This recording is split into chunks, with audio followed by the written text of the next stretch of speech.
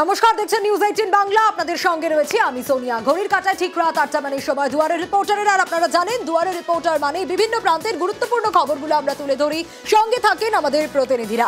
আর আজ শুরুতেই নজর রাখতে হবে, আগেও আমরা দেখেছি নিত্য প্রয়োজনীয় অনেক ওষুধ যা নমুনা পরীক্ষায় ফেল করেছে। আবারও জীবনদায়ী ওষুধ ফেল নমুনা পরীক্ষায়। এবার কটি ওষুধ রয়েছে তালিকায়?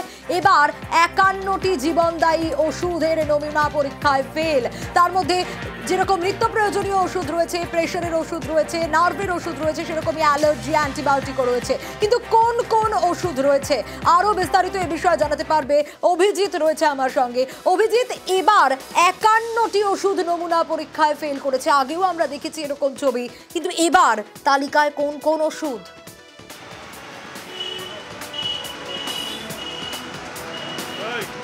সোনিয়া, এবার রাজ্য ড্রাগ কন্ট্রোলের পরীক্ষায় রাজ্য ড্রাগ কন্ট্রোল দেশের বিভিন্ন ড্রাগ কন্ট্রোলে পাঠিয়েছিল যে ওষুধগুলোর নমুনা, আমাদের রাজ্য থেকে যে ওষুধগুলোর নমুনা সংগ্রহ করা হয়েছিল সেই ওষুধগুলোর নমুনা, তার মধ্যে 51টি ওষুধের নমুনা গুণগত পরীক্ষায় ফেল করেছে।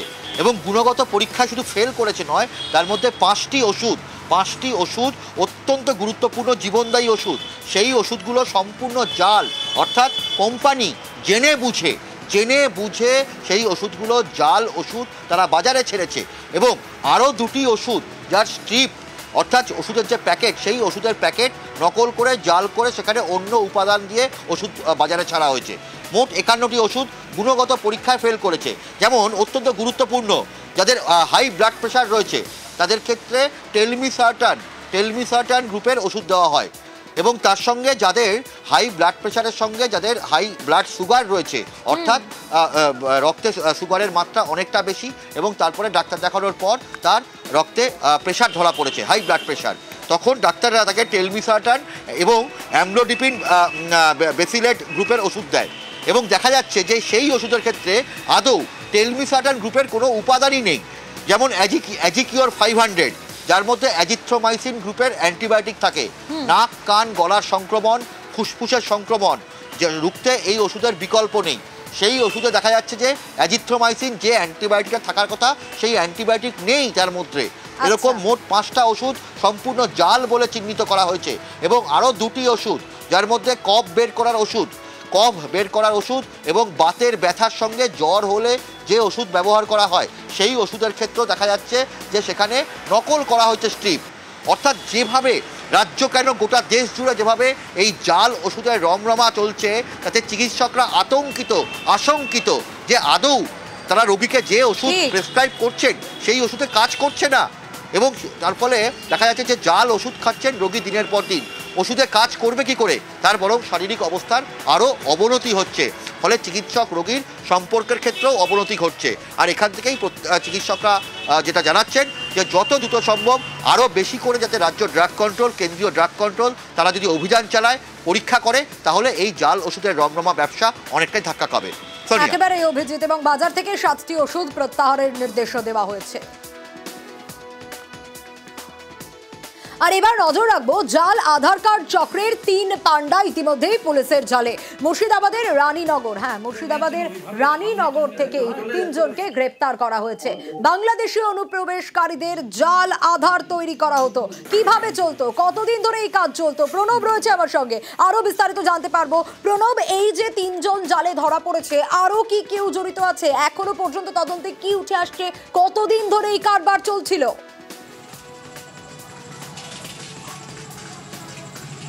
দেখো, সীমান্তবর্তী থানা হচ্ছে এই রানীনগর, এবং এই রানীনগরের তোমার কাদলামারির কদমতলা এলাকাতেই দীর্ঘদিন ধরে এই 3 যুবক তোমাদের এই জাল আধার কার্ড তৈরির কিন্তু কাজ চালাতো। এবং পুলিশ বিশেষ সূত্রে খবর পেয়ে আজকে দুপুরবেলাতে অভিযান চালায়। তারপরে 3 জনকে হাতে নাতে গ্রেপ্তার করে একটি বাড়ি থেকে। তাদের কাছ থেকে ল্যাপটপ এবং তোমার একটি প্রিন্টার এবং ফিঙ্গারপ্রিন্টের স্ক্যানার এবং রেটিনা স্ক্যানার সহ একাধিক জিনিস এবং মোবাইল 3টি মোবাইলও কিন্তু বাজেয়াপ্ত করেছে এবং বেশ কিছু তোমার ফেক আধার কার্ড সেইগুলো কিন্তু উদ্ধার করেছে এবং তারা দীর্ঘদিন ধরে মোটা অঙ্কের টাকার বিনিময়ে এই ধরনের আধার কার্ড কাজ করতো বলে কিন্তু পুলিশই তাদেরকে জিজ্ঞাসাবাদ করে জানতে পেরেছে এবং পুলিশে এই 3 জনকে গ্রেপ্তার করে তাদেরকে আজ 5 দিনের জন্য পুলিশ হেফাজতে তাদেরকে নেওয়া হয়েছে এবং দমকলের যিনি মহকুমা শাসক রয়েছেন, পুলিশ মহকুমা অফিসার রয়েছেন শুভম বাজাজ, তিনি জানিয়েছেন এদেরকে জিজ্ঞাসাবাদ করলে আর কে জড়িত আছে এবং কতদিন ধরে এই ব্যবসা চালাচ্ছে এবং কার কার আধার কার্ড তৈরি করেছে সমস্ত কিছু কিন্তু জানতে পারা যাবে এবং সেই কারণে তাদেরকে জিজ্ঞাসাবাদ করে আরও নতুন কিছু তথ্য পাওয়া যাবে বলে কিন্তু পুলিশ মনে করছে। বেশ, আমরা একটা সোর্সের মাধ্যম থেকে ইনফরমেশন পেয়েছে কি কাতলামারি টু কদমতলা ওখানে একটা বাড়ির মধ্যে ফেক আধার কার্ড তৈরি হচ্ছে। তখন থানা থেকে একটা টিম গিয়ে ওই বাড়িতে রেড করার পরে 3 জন অ্যাকিউজড ফেক আধার কার্ড রেডি করছিলেন। ওদেরকে আমরা তখন ডিটেক্ট করার পরে ওনাকে থানা নিয়ে যখন আমরা প্রিলিমিনারি ইনকোয়ারি করেছে তখন ওরা স্বীকার করেছে ওরা এরকম ফেক আধার কার্ড তৈরি করতেন। আর এটাকে নিয়ে এখন আমরা আগে তদন্তের জন্য ওদেরকে পুলিশ কাস্টাডির জন্য পাঠাচ্ছি।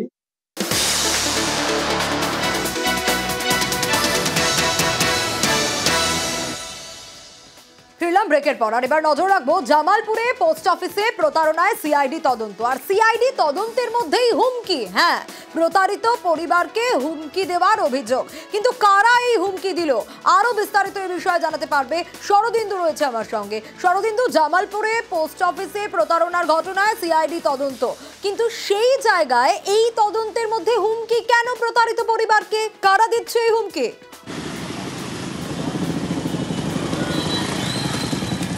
দেখো, জামালপুর হাটতলার বাসিন্দা রঞ্জিত পাল, তিনি 12,20,000 টাকা 2021 সালে সাব পোস্ট অফিসে রেখেছিলেন এবং 1 বছর মেয়াদ পূর্ণ হওয়ার আগেই সেই টাকা তুলতে গেলেই তিনি প্রতারণার শিকার হন। এখনও পর্যন্ত তিনি টাকা পাননি এবং বর্ধমান আদালতের পর কলকাতা হাইকোর্ট এবং হাইকোর্টের নির্দেশে সিআইডি তদন্ত চলছে।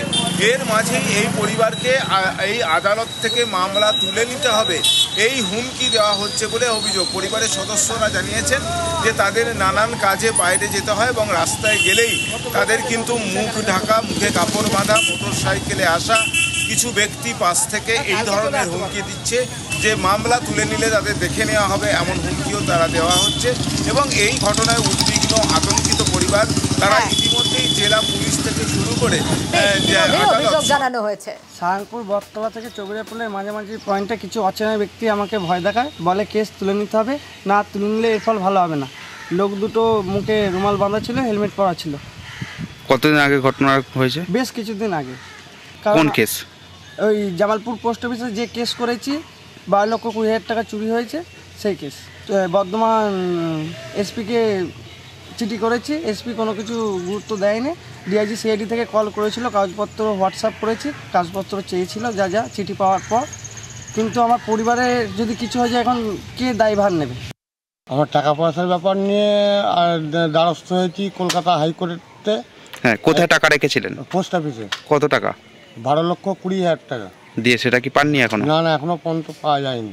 সেই ক্ষেত্রে আপনার ছেলের ওপর কি হয়েছে ঘটনাটা? কি হয়েছে, ছেলে রাজবিড়ি কাজে যায় করে, এবার রাজবিড়ি তোকে হুমকি দিচ্ছে যে কেস তোলো না, হলে এর ফল ভালো হবে না। এবার আমার ওই ছেলেটার উপরই ভরসা। এবার এই ছেলেটার যদি রাজবিড়ির কোনো কিছু হয়ে যায় তাহলে আমরা কি করব? খুব আতঙ্ক। ভয় লাগছে? ভয় লাগবে না? কোনো হুমকি যখন দিচ্ছে তাহলে তখন ভয় লাগবে না? আমার যে ক্লায়েন্ট আছে তাকে নানাভাবে চাপ সৃষ্টি করছে যে মামলাটা তুলে নেওয়া হয়, অ্যামিকেবল সেটেলমেন্ট করার জন্য ওরা প্রেশার ক্রিয়েট করছে। ওই যে অ্যাকিউজড আছে তাদেরই সাঙ্গপাঙ্গ বা যে চক্রটা ওখানে কাজ করছে, কারণ যেটুকু আমাদের কাছে খবর, জামালপুর এলাকায় এই ধরনের এই সুরজিৎ পালের পরিমাণের মতন আরও বহু লোকের টাকা ওই পোস্ট অফিসে টাকায় তারা প্রতারিত হয়েছে। অনেকে সাহস করে এগিয়ে আসছেন, অনেকে সাহস করছেন না। সুরজিৎ পালকে প্রোটেকশন দেয় এই ন্যায় বিচারের সাথে, তার প্রেয়ার করছি বা প্রশাসনের কাছেও আমি আবেদন করছি। আর এবার নজর রাখবো পূর্ব মেদিনীপুরের রামনগরের স্টেট ব্যাংকের এটিএমে লুটের অভিযোগ। আর ওই একই রাতে বালিশাই বাজারেও লুট দুষ্কৃতীদের এটিএম থেকে। বালিশাই বাজারের সঙ্গে দেউলিহাটেও এটিএমে লুট 3 দুষ্কৃতীর। সিসি ক্যামেরায় ছবি ধরা পড়েছে, তদন্ত করছে পুলিশ। আরো বিস্তারিত এই বিষয়ে জানতে পারবো, পঙ্কজ রয়েছে আমার সঙ্গে। পঙ্কজ, এখনো পর্যন্ত তদন্তে কি উঠে আসছে, কারা এই কাজ করলো?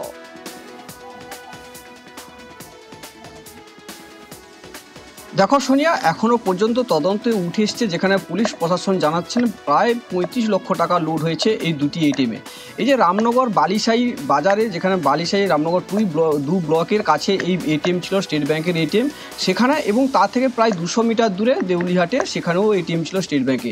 ভোর রাতে যেখানে দুটি এটিএমকে গ্যাস কাটার দিয়ে কেটে লুট করেছে দুষ্কৃতীরা। যেখানে ছবিতে স্পষ্ট বোঝাই যাচ্ছে যে স্করপিও গাড়িতে করে দুষ্কৃতীরা এসেছিল, এসে তারা গ্যাস কাটার দিয়ে কেটে লুট করেছে এটিএম। এবং সিসি ক্যামেরা ফুটেজ, যেখানে সিসি ক্যামেরা ফুটেজে দেখাও যাচ্ছে, এবং ভিতরে যে সিসি ক্যামেরা রয়েছে সেখানে রং স্প্রে করে দিয়েছে, এমনটাই কিন্তু প্রশাসন সূত্রে খবর।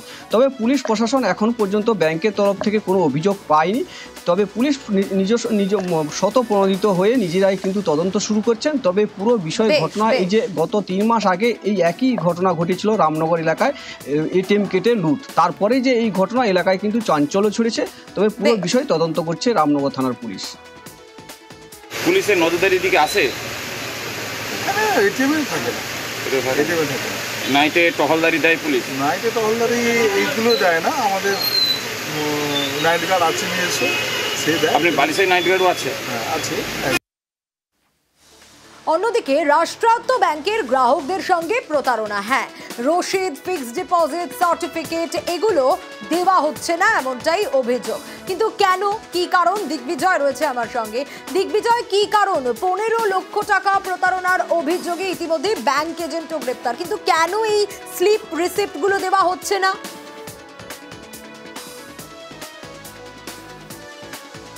দেখো, ইতিমধ্যেই এই নিয়ে কিন্তু যে সিএসপির এজেন্ট রয়েছে তাকে পুলিশ গ্রেপ্তার করে জিজ্ঞাসাবাদ শুরু করেছে।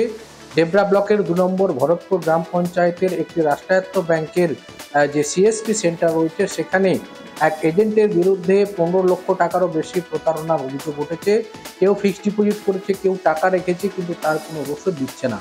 এই নিয়ে যখন গ্রাহকরা খেপে যায় তখন কিন্তু ডেবরা থানায় খবর যায়। গত 8 তারিখ ওই এজেন্টকে গ্রেপ্তার করেছে এবং তাকে রিমান্ডে নিয়েছে। এবং গতকাল রাতে ওই যে সিএসপি সেন্টার রয়েছে সেখানে যে সমস্ত নথি রয়েছে সেই যাবতীয় নথি সিজ করেছে পুলিশ, এবং ইতিমধ্যেই ওই এজেন্টকে জিজ্ঞাসাবাদ চালাচ্ছে।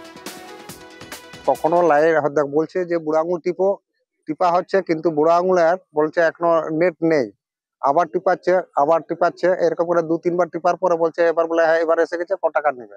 দেখা গেল সে 5000 টাকা তুললো এবং তার সই করলো, কিন্তু বাকি যে পরে জানা গেল যে যবারই বুড়ো আঙুল টিপেছে তবারই টাকা উঠে গেছে, অথচ সে যে যার টাকা উঠলো সে জানে না। ব্যাংকটা চালিত শান্তিগোপাল দাস সেই করেছে। হ্যাঁ সেই। আর এবার একটু ওয়েদারের দিকে আমাদের নজর রাখতে হবে, তার কারণ এখন যা গরম পড়েছে তাতে আমরা দেখছি রাস্তায় বেরোলেই জল ছাড়াই স্নান হয়ে যেতে হচ্ছে, ঘেমে একেবারে একসা। অন্যদিকে ঝাড়গ্রাম, পুরুলিয়া এইসব জায়গায় তো 40 ছুঁয়েছে পারদ। বাঁকুড়া, দুর্গাপুর সেখানেও একই রকম অবস্থা। আর এরই মধ্যে কি বলছে আবহাওয়া দপ্তর, কবে বৃষ্টির সম্ভাবনা রয়েছে, আরও বিস্তারিত এ বিষয়ে ইরন জানাতে পারবে। ইরন, এই যে গলদঘর্ম অবস্থা, এত গরম, স্বস্তি পাওয়া যাবে কবে, কি বলছে হাওয়া অফিস?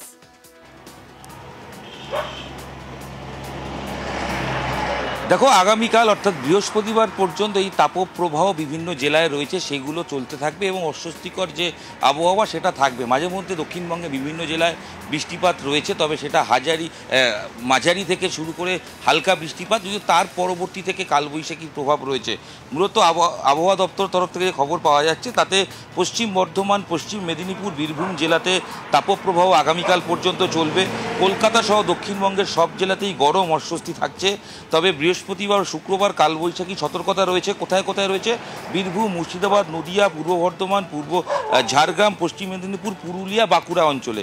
এবং এই গতিবেগ প্রায় 60 থেকে 70 এরকম গতিবেগ হতে চলেছে। যে দমকা হাওয়া বা কালবৈশাখী রয়েছে উত্তরবঙ্গের জেলাগুলোতে বৃষ্টিপাত শুরু হয়েছে, বৃষ্টিপাত কিন্তু ক্রমশ বাড়বে এবং সপ্তাহের শেষের দিকে বৃষ্টিপাতের পরিমাণ দক্ষিণবঙ্গেও বাড়বে। অর্থাৎ যে মূলত বিষয় যে গরম থেকে কবে নিষ্পত্তি পাবো আমরা, সেটা আগামী একদিন দুদিন অন্তত চলবে বলেই আবহাওয়া অফিস জানাচ্ছে। তবে তারপর থেকে কালবৈশাখীর পূর্বাভাস রয়েছে, সেই ঝড় বৃষ্টির পূর্বাভাস রয়েছে, যার ফলে উত্তরবঙ্গ তো অবশ্যই বৃষ্টিপাত হবে, কিন্তু দক্ষিণবঙ্গেও বিভিন্ন জেলাগুলোতে বৃষ্টিপাত শুরু হবে বলেই আবহাওয়া দপ্তরের তরফ থেকে জানানো হচ্ছে। মনসুন তো অলরেডি আন্দামানে ঢুকে গেছে এবং সম্পূর্ণ আন্দামান এবং নিকোবর আইল্যান্ড এবং সেন্ট্রাল বে অফ বেঙ্গলের কিছু অংশ আগামী 2-3 দিনে মনসুন ঢোকার সম্ভাবনা আছে। কলকাতাতে আজকেও আমরা বৃষ্টির ফোরকাস্ট দিয়েছি, বিক্ষিপ্তভাবে 2-1 জায়গায় কলকাতা জেলাতে বিক্ষিপ্তভাবে 2-1 জায়গায় হালকা বৃষ্টির সম্ভাবনা আছে। এই সপ্তাহের প্রতিদিনই কলকাতাতে বৃষ্টির সম্ভাবনা আছে। প্রথম 2 দিন টেম্পারেচারের খুব একটা পরিবর্তন হবে না, কারণ টেম্পারেচার তো অলরেডি কমে গেছে, দেখেছেন। প্রথম 2 দিন এই কমাটাতেই থাকবে মোটামুটি, এবং তারপরে আরও 2-3 ডিগ্রি টেম্পারেচার কমে যাওয়ার সম্ভাবনা আছে। It is not only Kolkata, entire south Bengal, কলকাতাও তার মধ্যে ইনক্লুডেড। বালুরঘাট হাসপাতালে নজর রাখবো। হাসপাতাল মানে সেখানে রোগীর পরিজনরা থাকে, আর এই গরমে যদি একটু ঠান্ডা জল পাওয়া যায় তাহলে সত্যিই তা আরামদায়ক হয় বৈকি। আর ঠান্ডা জলের মেশিনই বসেছে এবার, রোগী আর রোগীর পরিজনদের কথা ভেবেই ঠান্ডা জলের মেশিন বসানো হয়েছে। বালুরঘাট পুরসভার উদ্যোগেই এই মেশিন বসানো হয়েছে। অনুপ রয়েছে আমার সঙ্গে। অনুপ, এই গরমে একটু ঠান্ডা জল যদি পাওয়া যায়, হাসপাতালে যাওয়ার পর রোগী বা রোগীর পরিজনরা পায়, তাহলে সত্যি আরাম পাবেন তারা, এবং সবথেকে বড় বিষয় জল কিনে খেতে হবে না রোগী বা পরিজনদের। এতে স্বাভাবিকভাবেই স্বস্তি পেয়েছেন নিশ্চয়ই তারা।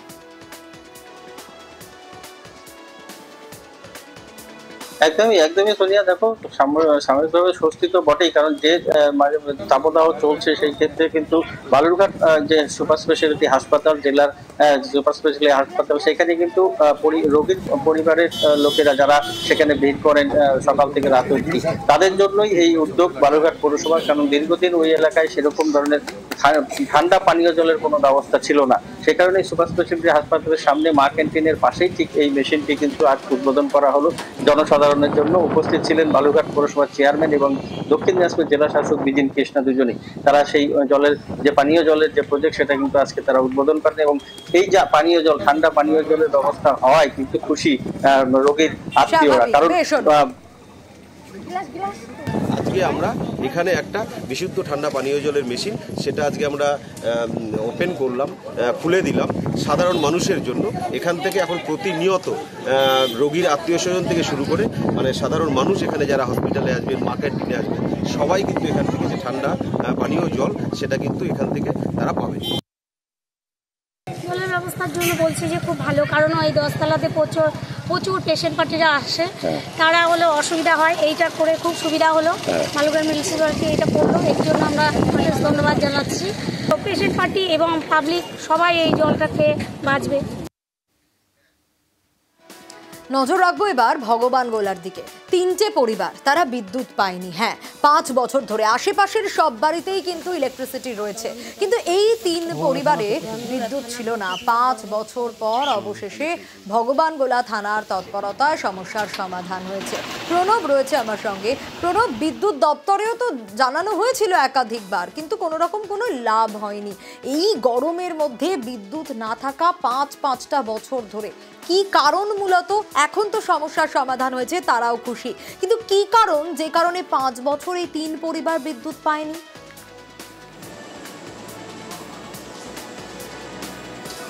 দেখো, দীর্ঘ 5 বছর ধরে বহু চেষ্টা করেও এই 3টি পরিবার কিন্তু বিদ্যুৎ পায়নি। তাদের একটাই অভিযোগ যে তোমার জমির ওপর দিয়ে বিদ্যুতের তার আসবে, সেই জমির মালিক বাধা দিচ্ছিলেন। তার ফলে কিন্তু ইলেকট্রিক অফিসে বিদ্যুৎ দপ্তরে বারে গিয়েছে, কোটেশনও জমা দিয়েছিল, কিন্তু তারপরেও কিন্তু আসছিল না। একমাত্র কারণ হচ্ছে জমির মধ্যে দিয়ে যে তার আসবে জমির ওপর দিয়ে, সেই জমির মালিক কিন্তু রাজি ছিলেন না। তার ফলে কিন্তু তারা বিদ্যুৎ পাচ্ছিলেন না, এবং এই 3টে পরিবার দীর্ঘদিন ধরে এই অন্ধকারের মধ্যেই কিন্তু তারা কাটাচ্ছিলেন। এবং তারপরে কিন্তু তারা ভগবানগোলা থানার যিনি ওসি রয়েছেন সেই বিশ্বজিৎ কর্মকারের দ্বারস্থ হন, এবং তারপরে কিন্তু প্রশাসনের পক্ষ থেকে, পুলিশের পক্ষ থেকে এবং প্রশাসনের পক্ষ থেকে তারা বিদ্যুৎ দপ্তরের সঙ্গে যোগাযোগ করেন এবং জমির মালিকের সঙ্গে কথা বলেন। তারপরে কিন্তু সেই জট ছাড়ে, তারপর সমস্যার সমাধান। বিরিয়ানি খেতে ভালোবাসে এরকম মানুষের সংখ্যা প্রচুর। বিরিয়ানির দোকানে লাইনও পড়ে। আর এবার শিলিগুড়িতে এক বিরিয়ানির দোকানে রীতিমতো উত্তেজনার পরিস্থিতি। কেন না বিরিয়ানিতে পোকা পাওয়া গেছে। যে ছবি আপনাদের দেখাচ্ছি, আবারও বিরিয়ানিতে পোকা শিলিগুড়ির এক দোকানে। বিরিয়ানিতে পোকা দেখা যায় বলেই ক্রেতা দাবি করে, আর বিরিয়ানিতে পোকার কথা দোকানদার অস্বীকার করছে। কিন্তু ঠিক কি ঘটেছে আরও বিস্তারিত এই বিষয়ে পার্থ জানাতে পারবে। পার্থ, এখনো পর্যন্ত কি ব্যবস্থা নেওয়া হলো?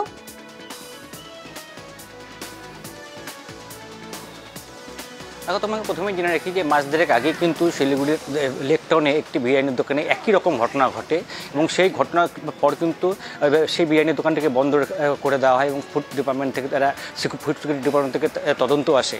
আবারও কিন্তু তার মাঝেই সেই একই সংস্থা আরেকটি স্টোর, সেটা হলো শিলিগুড়ির চম্পাশাড়িতে। সেখানে যখন আজ ক্রেতারা বিরিয়ানি নিয়ে বাড়িতে যায় এবং যখন প্যাকেট খুলে বিরিয়ানি খাওয়া শুরু করে, তখন চিকেন পিস লেগ পিসে যখন হাত যায় তখন দেখা যায় পোকা কিলবিল করছে এবং দ্রুত মোবাইলে ছবি তুলে দোকানে আসে এবং দোকানদারকে যখন দেখায়, দোকানদার কিন্তু সেই পোকাটিকে সরিয়ে বলে না কোনো রকম পোকা ছিল। এবং তারপরেই কিন্তু উত্তেজনা ছড়ায়। আশপাশে আরও যারা অন্যান্য ক্রেতা ছিলেন বা ওই সময় যারা দোকানে খেতে গিয়েছিলেন তারাও কিন্তু ঘিরে ধরে এই দোকানের যে মালিক এবং ম্যানেজার, এদেরকে কিন্তু ঘিরে ধরে। স্বাভাবিকভাবে উত্তেজনা পরিস্থিতি তৈরি হয়। বারবার কেন একই রকম ঘটনা ঘটছে শিলিগুড়িতে, তাহলে ফুড সিকিউরিটি ডিপার্টমেন্ট বা পুরসভার যে ফুড ডিপার্টমেন্ট আছে তারা কি কাজ করছে, এই প্রশ্ন স্বাভাবিকভাবেই তুলতে থাকে স্থানীয় বাসিন্দারা। এবং তারপর প্রধাননগর থানার পুলিশ গিয়ে সেই বিরিয়ানির দোকানটিকে কিন্তু আপাতত বন্ধ করে চলে এসে এবং মালিকের বিরুদ্ধে প্রয়োজনীয় ব্যবস্থা নেওয়ার তারা কিন্তু আশ্বাস দিয়েছে। কিন্তু সাধারণ মানুষের কিন্তু একটাই প্রশ্ন, আমি বিরিয়ানিটা নিয়ে গেছি, দিয়ে আমি খেয়ে নিয়েছি। খাওয়ার পরে আমি যখন এটা যখন মাংসটা আমি বাইট করবো তখন দেখছি এখানে পুরো এখানে আরো পোকা ছিল। ওনাকে যখন দেখানো হয়েছে উনি এমন করে পুরো ঝেড়ে ফেলে দিয়েছে পোকাগুলো, যাতে পরে কোনো প্রুফ না থাকে। দোকানদার বলছে যে এটা হচ্ছে তোমার হাড্ডির মাংসটা, এটা কোনো পোকা না বলে উনি ঝেড়ে ফেলে দিয়েছে। বিরিয়ানি নিয়ে গেছিল বাড়িতে, তো বিরিয়ানি নিয়ে যাওয়ার পর দেখে বিরিয়ানির মধ্যে মাংসে পোকা। ওই পোকা যখন রিটার্ন দিতে আসছে তখন এরা মিসবিহেভ করছে, ধরুন বলে না হে না হে হাবি যাবি। এরা প্রত্যেকটা দিন এরকম হচ্ছে, প্রত্যেক জায়গায় বিরিয়ানি নিয়ে হচ্ছে। আর লোকাল প্রশাসনকে একটা অনুরোধ, যাতে ওনারা এটাকে খুব ভালো মতো প্রত্যেক ডেলি বাই ডেলি এটাকে যাতে ইসে করে। কারণ লোকাল প্রশাসন যদি কোনো না দেখে, পাবলিক আজকে কেউ খেয়ে মারা যাবে, কারো কিছু হবে, তখন দায়ী কাকে নিবে। শুনছেন, বীরভূমের রামপুরহাটে এভাবেই গাঁজা পাচার হচ্ছিল, যা পুলিশের তরফ থেকে রুখে দেওয়া হয়েছে। এখনো পর্যন্ত দুজনকে গ্রেপ্তার করা গেছে। আরো বিস্তারিত অক্ষয় জানাতে পারবে। অক্ষয়, কত কেজি গাঁজা উদ্ধার হলো, কারা এই কাজ করছিলেন, এই চক্র কতদিন ধরে কাজ করছে বলে জানা যাচ্ছে?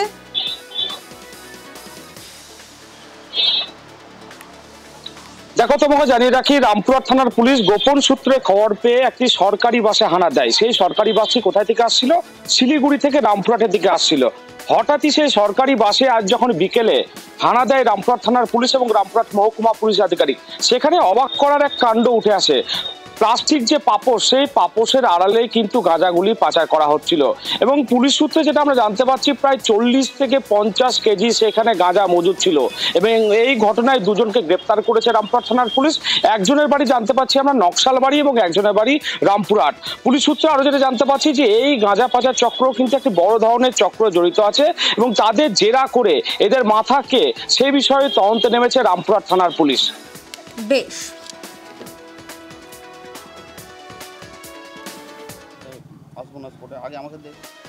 জমি দখল করায় কাউন্সিলরের ধমক, একেবারে আঙুল উঁচিয়ে ঠিকাদারদের ধমক কাউন্সিলরের। আগে শোনাই, ছবিটা দেখুন। গাছপালা কাটিছো কেন? দেখছো এরকম গরম বেড়ে গেছে, এত কিছু যেটার মধ্যে তোমরা সব গাছপালা কেটে দিচ্ছ না। কেন কাটবে? এটা কি তোমাদের জায়গা নাকি তোমরা কেটে দিচ্ছ? এখানে গাছপালা থাকবে, পুরো জায়গাটা দখল করে করে তো ইয়ে টাকা খেয়ে শেষ হয়ে যাচ্ছে। সব কোনো জায়গা দখল করে করে এই করছো। গাছপালাগুলো উড়িয়ে দিয়ে 2 নম্বরই ভাবে সব জায়গা দখল করে একে টাকা দিয়ে একটা গাছ কাটা যাবে না, ওখানে কিছু করা যাবে না। তোমাদের সেদিনও বলে গেছি আমি, এখানে কেন করছে না ভাঙা করা হচ্ছে। সবুজ ধ্বংস, অবৈধ নির্মাণের অভিযোগ, স্থানীয়রাও বিক্ষোভ দেখাতে থাকেন। সুবীর রয়েছে আমার সঙ্গে। সুবীর, কি কারণ সরকারি জমিতে গাছ কেটে নির্মাণ কেন করা হচ্ছিল যে অভিযোগ উঠে আসছে? এখানে গাছ কাটা হয়েছে, যে গাছ কাটার ফলে আজকে এনভায়রনমেন্ট পলিউটেড হচ্ছে এবং এই এনভায়রনমেন্ট পলিউটেড শিকার হচ্ছে এই আমার 14 নম্বর ওয়ার্ডের এই অঞ্চলের মানুষেরা শুধু এনভায়রনমেন্ট পলিউটেড নয়, সেই সঙ্গে সঙ্গে যারা অবৈধভাবে এখানে বসবাস করছে তাদের মল মূত্র এবং টয়লেট ওই অঞ্চলের মানুষ। আমরা তো কোনো দখল করি না, আমাদের অ্যালটেড এখানকার টেনেন্ট আছে। আমার যেটা আছে আমি অ্যালটেড টেনেন্ট এখানকার। কি নাম? কারখানার নাম কৃষ্ণা ফ্লেক্স।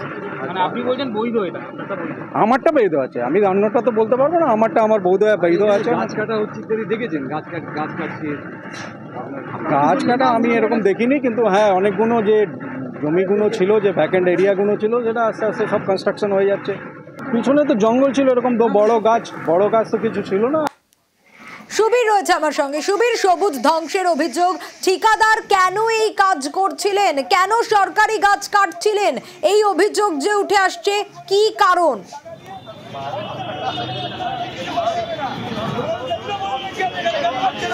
দেখো, তোমাকে জানিয়ে রাখি, বড়নগর পৌরসভার 14 এবং 15 নম্বর ওয়ার্ডের সংযোগস্থলে এই যে কেন্দ্রীয় সরকারের যে জমি, প্রায় 80 বিঘে জমি, সেই জমিতেই কিন্তু এই অসাধু যারা ঠিকাদার রয়েছেন এবং যারা ব্যবসায়ী রয়েছেন তারা কিন্তু জবদখল করে সেই জায়গাতে নির্মাণ কাজ করছেন এবং যে সবুজ অর্থাৎ যে প্রাচীন যে গাছ, সেই গাছ কিন্তু কেটে ফেলছেন এবং সেখানে কিন্তু নির্মাণ কাজ করছেন। এবং বারংবার এলাকার বাসিন্দারা যারা রয়েছেন তারা কিন্তু প্রতিবাদ জানিয়েছিলেন, কিন্তু কোনো রকম করে কর্ণপাত করেনি এই সমস্ত অসাধু যারা ঠিকাদার রয়েছেন তারা প্রত্যেকেই। এবং তারপরে কিন্তু তারা সরব হন এবং সেখানে তারা বিক্ষোভ দেখান। পাশাপাশি বাসিন্দাদের অভিযোগ শুনে স্থানীয় কাউন্সিলর তিনি ঘটনাস্থলে ছুটে গিয়েছেন এবং ঠিকাদারকে একদম প্রকাশ্যে কিন্তু সবার সামনে আঙুল উঁচিয়ে তিনি ধমক দিয়েছেন, যদি আগামী দিনে যদি এই ধরনের কোনো ঘটনা ঘটে তাহলে কিন্তু ব্যবস্থা তিনি নেবেন। পাশাপাশি বড়নগর বিধানসভা যিনি বিধায়ক রয়েছেন সায়ন্তিকা ব্যানার্জি, তিনিও কিন্তু দ্রুত এই বিষয়ে কিন্তু পদক্ষেপের আশ্বাস দিয়েছেন। যে জায়গাগুলো ফাঁকা ছিল সেই জায়গাগুলোয় আবার নতুন করে ঘর গোছাচ্ছে, আবার যে জায়গাগুলো গাছপালা ছিল সেখানেও কেটে এখন এমনি এই গ্রীষ্মর দাবদাহ গরমে মানুষ হাঁসফাঁস করছে, 50 ডিগ্রির ওপর বিভিন্ন জায়গায় চলে গেছে, তার মধ্যে যদি গাছ কেটে সেখানে আবার এইসব করা হয় সে তো মানা যাবে না। পুরোপুরিটাই 2 নম্বরই, ইললিগালি পুরোপুরিটাই। এরা যাদের মদতে হচ্ছে তাদের বিরুদ্ধে ইমিডিয়েট প্রশাসন এবং মিউনিসিপ্যালিটি, আমি উভয় পক্ষকে চিঠি করব ব্যবস্থা নেওয়ার জন্য। কি করে গাছপালা কেটে সেখানে যে পারছে তার মতো করে ঘর বানিয়ে নিচ্ছে, ব্যবসা চালাচ্ছে, এটা তো হতে পারে না। প্রশাসনকে আমাদের জানিয়ে দেওয়া হয়েছে, প্রশাসন যা উপযুক্ত পদক্ষেপ নেওয়ার সেটা ইমিডিয়েটলি নিচ্ছে। আপনারা হয়তো জানেন যে বিগত অনেক বছর ধরে আরআইসি বাজারের সাথে কিন্তু কেস চলছে।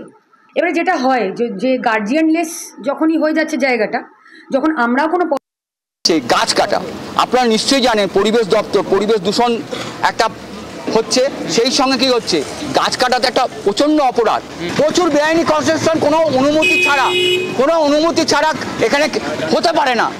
We have not response of the Baranagar municipality, তারপরে পুলিশ প্রশাসন।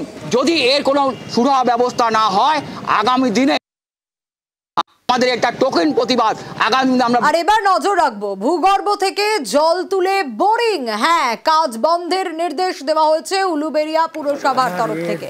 উলুবেড়িয়ার ফুলেশ্বর বেলতলা এলাকায় ঠিক এই ছবিটায় কাজ বন্ধের নির্দেশ দেওয়া হয়েছে উলুবেড়িয়া পুরসভার তরফ থেকে। ঠিক কি ঘটেছে আরো বিস্তারিত সন্তু এ বিষয়ে জানাতে পারবে।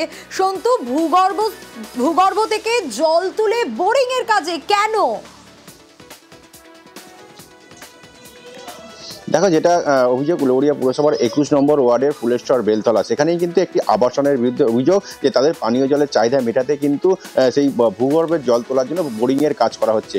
এই বোরিং যেটা পুরসভার বারবার দাবি জানাচ্ছে যে এইভাবে ভূগর্ভের জল কোনোভাবেই তোলা যায় না, তার জন্য পুরসভার জল আছে, সেই জল যদি সঠিক কাগজপত্র নিয়ে পুরসভায় জমা দেয় তারা কিন্তু ওই আবাসনে কিন্তু পানীয় জলের সংযোগ দেওয়া হবে। তার সত্ত্বেও কিন্তু আবাসনে বাসিন্দারা তারা কিন্তু কার্যত আইন ভেঙে ভূগর্ভের জল তোলার জন্য বোরিংয়ের কাজ করছিল। সেই বোরিংয়ের কাজ যখন নজরে আসে পুরসভার তরফ থেকে সেই কাজ কিন্তু বন্ধ করে দেওয়া হয়েছে এবং পুরসভার ভাইস চেয়ারম্যান ইমামুর রহমান কিন্তু জানিয়েছেন এই কাজ তাদের নজরে আসার পথে সঙ্গে সঙ্গে তারা বন্ধ করেছে এবং আবাসিকদের তিনি জানিয়েছেন যে উপযুক্ত কাগজ নিয়ে যদি পুরসভায় জমা করেন তাহলে কিন্তু পানীয় জলের সংযোগ পুরসভা থেকে দেওয়া হবে এই আবাসনগুলিতে। বেশ, ওয়ার্ডে বোরিং করছিল, আমরা সঙ্গে সঙ্গে কাজটাকে আমাদের জল দপ্তর গিয়ে সেটাকে খুলে দেওয়া হয়েছে। যারা মাটির নিচে থেকে যারা জল তোলার চেষ্টা করছে আইনের পথে চলবে, উলুবেড়িয়া পৌরসভা কোনো অবস্থাতে এটা বরদাস্ত করবে না। কারা করাচ্ছে? সঞ্জয় দাস। সঞ্জয় কন্ট্রাক্টর। বোরিংটা এই বিল্ডিং এর জন্য, এবার আমরা তো কি করে বলো, কাজের লোক। ফ্ল্যাটের জন্য জানেন কি পৌরসভা এলাকায় বোরিং করা নিষিদ্ধ? আমরা লেবার, আমরা ওইসব জানি দাদা। শিলিগুড়ির দিকে নজর রাখবো, কারণ শিলিগুড়ি পুরসভা উদ্যোগ নিয়েছে নিকাশি নালা সংস্কারে জোর দেওয়া হচ্ছে। কারণ সামান্য বৃষ্টি হলেই জলের তলায় চলে যায় শহরের একাধিক নিচু ওয়ার্ড। তাই বর্ষার জলে প্লাবিত ওয়ার্ডগুলির জন্য এবার শিলিগুড়ি পুরসভার তরফ থেকে বিশেষ ব্যবস্থা। পার্থ রয়েছে আমার সঙ্গে। পার্থ, ইতিমধ্যেই কি কাজ শুরু হয়েছে?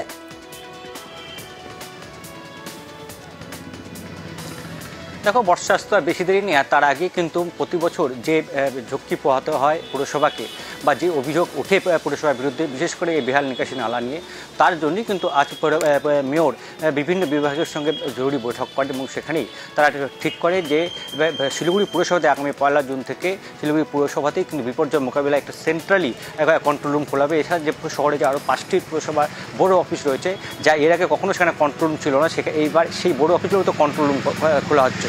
সেই সঙ্গে 5টি বিশেষ ল্যাডার এবং গাছ কাটার অত্যাধুনিক যন্ত্রাংশ কিন্তু নিয়ে আসা হচ্ছে এবং 300 জন সাফাই কর্মীকে এই পুরো বিপর্যয় মোকাবিলায় প্রায় 300 জন সাফাই কর্মী কিন্তু স্পেশালি সেখানকার মানুষজন উপকৃত হবে।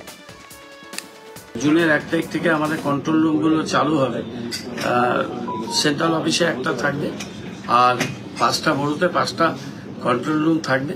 আমরা 5টা বড়োতে বেশি বৃষ্টি হলে জলমগ্ন মানুষদের রেস্কিউ করা, তাদের জায়গা, তাদের জন্য ড্রাই ফুড এবং গাছ কাটার জন্য আমরা কিছু সয়িং ইকুইপমেন্টস কিনেছি। আর আমরা খবর দেখাই সমস্যা সমাধানের জন্য। খবরের জেরে ভাঙন রোধে পদক্ষেপ নেওয়া হলো। জলপাইগুড়ির গড়াল বাড়িতে সেচ দপ্তরের আধিকারিকরা পৌঁছে যান। যমুনার ক্ষতিগ্রস্ত পাড় পরিদর্শন করেন সরকারি আধিকারিকরা। শান্তনু রয়েছে আমার সঙ্গে। শান্তনু, আমরা খবর দেখিয়েছিলাম, আর খবরের জেরেই ভাঙন রোধে পদক্ষেপ নেওয়া হলো। একটু হলেও তো স্বস্তি পাচ্ছেন সেখানকার মানুষজন, কারণ যেভাবে আতঙ্কের মধ্যে দিন কাটাচ্ছিলেন তারা। দেখো, স্থানীয় যারা বাসিন্দা রয়েছেন তারা কিন্তু একাধিকবার প্রশাসনের দৃষ্টি আকর্ষণ করেছিলেন, কারণ গত কয়েক বছর ধরে এই সমস্যা মাথাচাড়া দিয়েছে। নদী তার গতিপথ পরিবর্তন করছে। তার অন্যতম কারণ হচ্ছে বালু মাফিয়ারা, যারা যত্রতত্র নদী থেকে কিন্তু বালু তুলে বেআইনিভাবে পাচার করে দিচ্ছিল। তার ফলে কিন্তু নদী তার গতিপথ হারাচ্ছিল এবং গত বর্ষা, তার আগের বর্ষাতেও কিন্তু ভয়ঙ্কর আকার ধারণ করেছিল কোনপাকড়ি, সরকারপাড়া এবং অমরখানা এলাকায়। তারা প্রশাসনের দ্বারস্থ হয়েছিল, কিন্তু প্রশাসন সেই অর্থে কোনো সাড়া দিচ্ছিল না বলে অভিযোগ। তারপরেই আমরা কিন্তু খবর দেখাই এবং তারপরে প্রশাসনের আধিকারিক উচ্চ পর্যায়ে বৈঠক করেন এবং সেচ দপ্তর দায়িত্ব নেয় এবং সেচ দপ্তরের তরফ থেকে কিন্তু নদী এলাকা পরিদর্শন করা হয়। এবং শুধু পরিদর্শনই না, সেচ দপ্তর যেটা জানাচ্ছেন, সেই নদী এলাকার যে যে এলাকা ক্ষতিগ্রস্ত হয়েছে সেখানে কি ধরনের পরিদর্শন করেন। কুমির আতঙ্ক, বিশাল আকারের কুমির গঙ্গায় ভেসে বেড়াচ্ছে। প্রতিদিনের মতোই আজ সকালেও গঙ্গায় অনেকে স্নান করতে গিয়েছিলেন, আর তখনই কুমির দেখতে পান তারা। আতঙ্কে রীতিমতো চেঁচামেচি শুরু হয়ে যায়। রঞ্জিত রয়েছে আমার সঙ্গে। রঞ্জিত, এরপর কি হলো?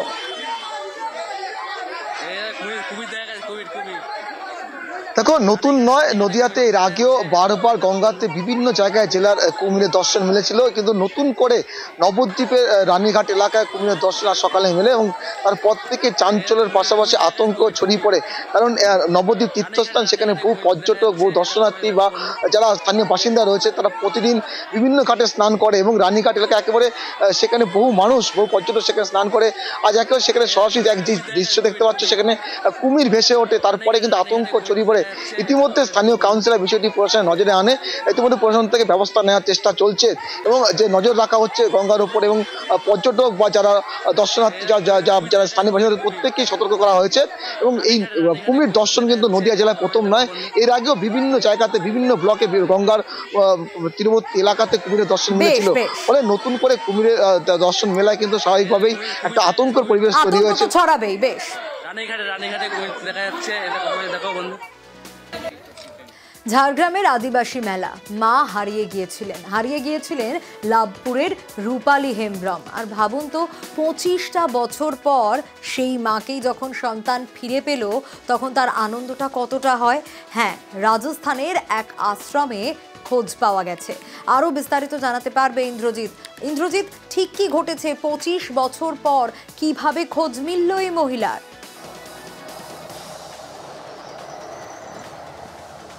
দেখো একদম যেটা বলে রাখবো, লাভপুরের যে লাঘাটা গ্রাম রয়েছে সেই লাঘাটা গ্রামের আদিবাসী পাড়ার বাসিন্দা এই মহিলা, তিনি কিন্তু দীর্ঘ 25 বছর আগে ঝাড়গ্রামের একটি আদিবাসী মেলা ছিল, সেখানে তার স্বামী সন্তান সহ তিনি মেলা দেখতে গেছিলেন, কিন্তু সেখান থেকে হারিয়ে যান এবং পরবর্তী সময় কিন্তু তাকে আর কোনোভাবেই খুঁজে পাওয়া সম্ভব হয়নি। কিন্তু গত পরশু কি দেখা গেল, পরশু দিনকে লাভপুরের লাঘাটার একটি হোটেল রয়েছে, সেই হোটেলে ফোন আসে রাজস্থান থেকে যে সেখানে এরকম নামে এক ব্যক্তি রয়েছে। হোটেল মালিকও চকমকো খেয়ে যায় এবং ঠিক তারপরেই হোটেল মালিক কিন্তু গ্রামে খবর দেয়, গ্রামে খবর দেয়, আর তারপরে খোঁজ পাওয়া যায়। বেশ, কাম করতে বেরিয়ে তখনই আমরা খুঁজে পাইনি। কতটা খুশি ফিরে পেয়ে? এখন অনেকটা মনে শান্তি পেয়েছি।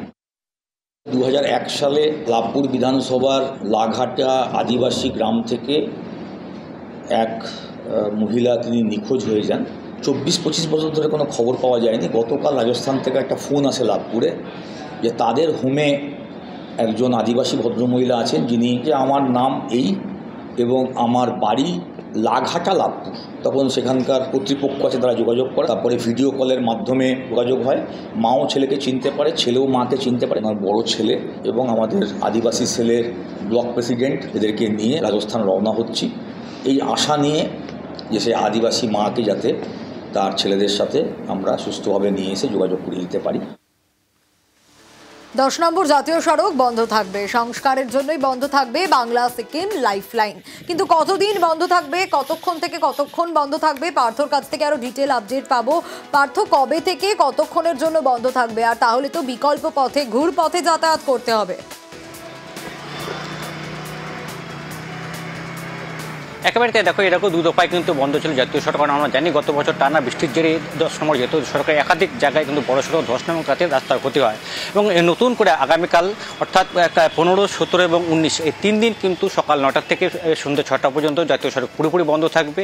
এবং মাঝে কিন্তু 16 এবং 18 তারিখ জাতীয় সড়ক খোলা থাকছে, অর্থাৎ 20 তারিখও কিন্তু খোলা থাকবে। এবং এই নির্দেশিকা জারি করা হয়েছে আজই, কিন্তু জরুরি ভিত্তিতে নির্দেশিকা জারি করা হয়েছে। একমাত্র পর্যটক পর্যায়ে গাড়ি এবং ছোট গাড়ি এই যে দুদিন রাস্তা খোলা থাকবে সেদিন চলাচল করবে, কোনো রকম ভারী যানবাহন চলাচল করবে না। বিকল্প রুটেই কিন্তু গাড়ি চলাচল করবে। কোন রুটে বিকল্প পথ, সেটা হলো শিলিগুড়ি থেকে সেবক, সেবক থেকে গরুবাথান, লাভা, 21 মাইল হবে ঘুর পথে। বেশ।